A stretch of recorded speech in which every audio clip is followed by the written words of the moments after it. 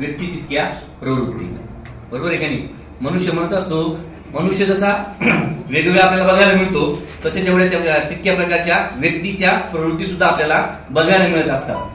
पण मी याच्या पलीकडे जाऊन म्हणत असतो, आपण एकच व्यक्ती वेगवेगळ्या प्रवृत्तीमध्ये सुद्धा बघायला आपल्याला पाहायला मिळत असतो. हे माझं म्हणणं आहे. तुम्हाला काय वाटतं? बरोबर असेल का? उन्हाळ्याचे दिवस आहे. उन्हाळ्याच्या दिवसामध्ये आपल्याला खूप तहान लागली म्हणून आपण एका झाडाखाली थांबलेलो आहोत.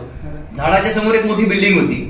त्या बिल्डिंग मधून एका मनुष्याने पाण्याची बाटली आणि ग्लास दाखवला मला आणि तो म्हटला, अरे तुला खूप ऊन लागतंय, तू आता हे पाणी घे, इकडे ये.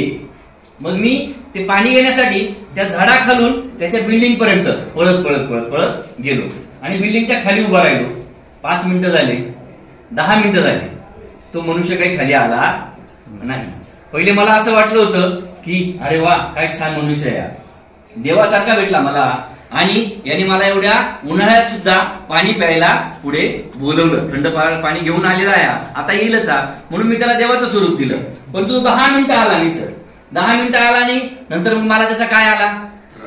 राग आला. अरे काय माणूस असेल, कशाला याच्या मागे लागलो मी? उगाच मी झाडाखालून इथपर्यंत आलो.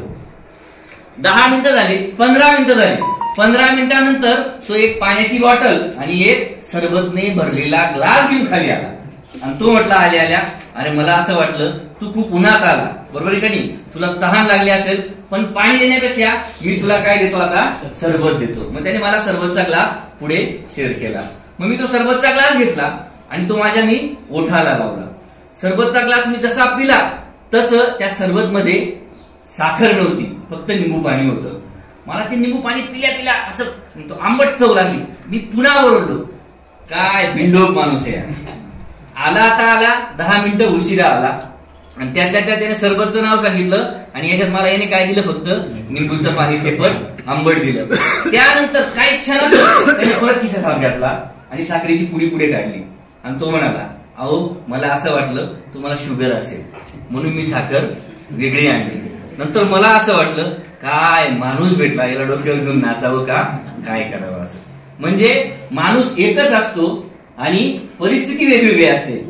परिस्थितीनुसार आपण आपले विचार त्या व्यक्तीबद्दल बदलत असतो, बरोबर आहे की नाही? पण मग अशा जुन्या काही दुसऱ्या कल्पना असतील त्या माणसाने विसरून गेल्या पाहिजे आणि नव्या चेतनेनुसार आपण पुढे गेलो पाहिजे. धन्यवाद.